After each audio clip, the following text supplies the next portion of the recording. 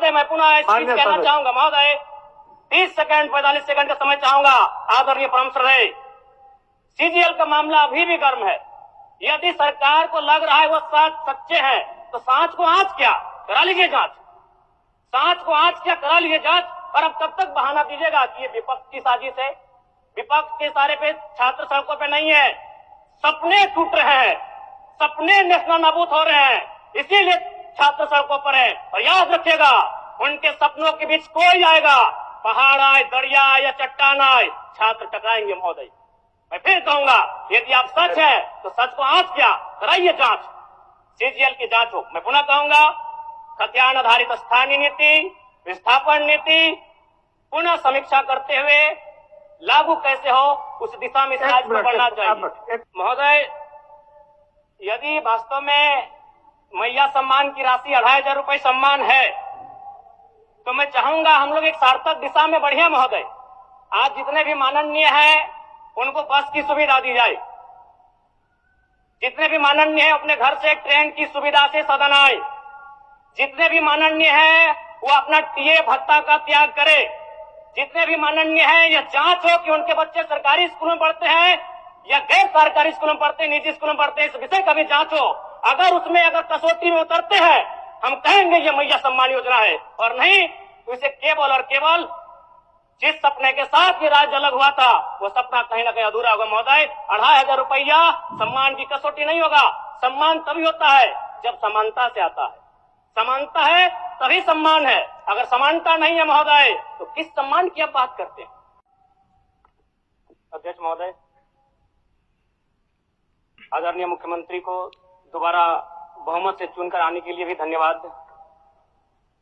माननीय वित्त मंत्री के द्वारा अनुपूरक बजट, द्वितीय अनुपूरक बजट जो 4,833 करोड़ 39 लाख लाया गया है, जबकि यही सरकार ठीक कुछ दिन पूर्व प्रथम अनुपूरक बजट, माफ कीजिएगा, प्रथम अनुपूरक बजट 4,833 करोड़ 39 लाख का लाया गया था।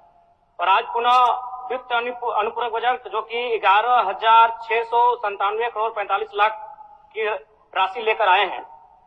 तो महोदय, जब पूर्व में हमारे पास जो निर्धारित राशि होती है और उन राशि को अगर हम खर्च नहीं कर पाते हैं तो फिर ऐसे बजट का एक दिशा का होना और राज्य की दिशा का अलग होना, कहीं ना कहीं इस चरितार्थ को हम लोग उदाहरण के रूप में प्रस्तुत करते हैं।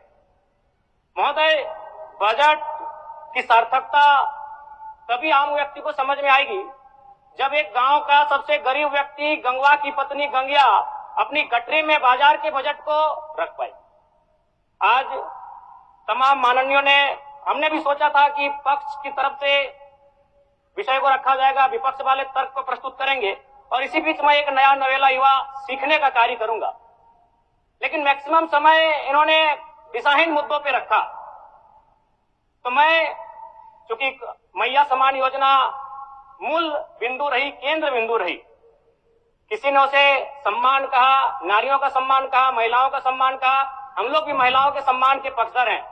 हमारे एक भाई कह रहे थे कि 2500 रुपए की राशि जब एक स्कूल कॉलेज में पढ़ने वाली बहन को दिया जाएगा तो उससे वो स्कूल कॉलेज कागज कॉपी कलम की सामग्री लेगी।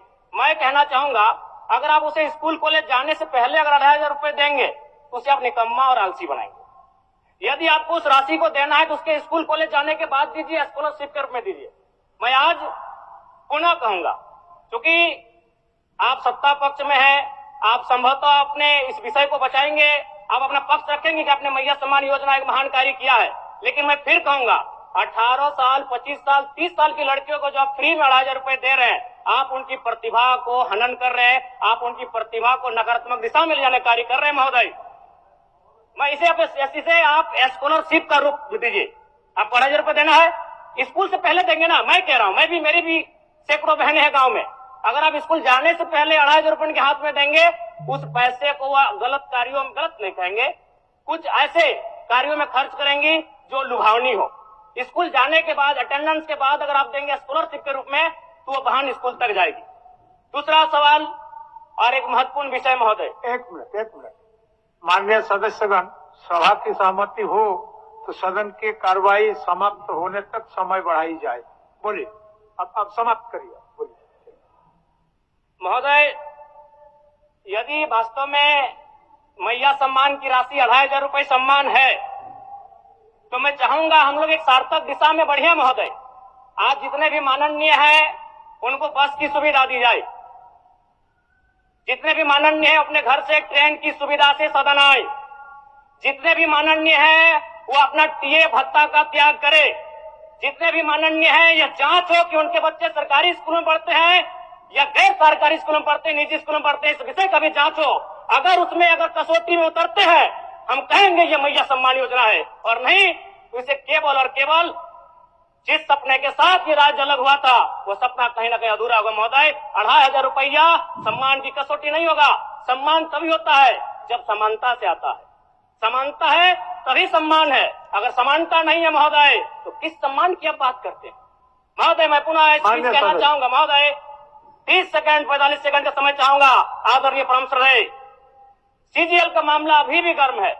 यदि सरकार को लग रहा है वो सच्चे हैं तो सांच को आंच क्या करा लीजिए जांच, सांच को आंच क्या करा लीजिए जांच। और अब कब तक बहाना दीजिएगा कि ये विपक्ष की साजिश है? विपक्ष के सारे पे छात्र सड़कों पे नहीं है, सपने टूट रहे हैं, सपने नेशनल नाबूद हो रहे हैं, इसीलिए छात्र सड़कों पर है। और याद रखिएगा उनके सपनों के बीच कोई आएगा, पहाड़ आए, दरिया आए या चट्टान आए, छात्र टकराएंगे महोदय। मैं फिर कहूंगा यदि आप सच है तो सच को आंच क्या कराइए जांच, सीजीएल की जांच हो। मैं पुनः कहूंगा खतियान आधारित स्थानीय नीति, विस्थापन नीति पुनः समीक्षा करते हुए लागू कैसे हो उस दिशा में राज्य को बढ़ना चाहिए। और महत्वपूर्ण विषय महोदय, मैं ये कहना चाहूंगा। हो गया माननीय जयराम कुमार जी, हो गया। धन्यवाद महोदय। सरकार के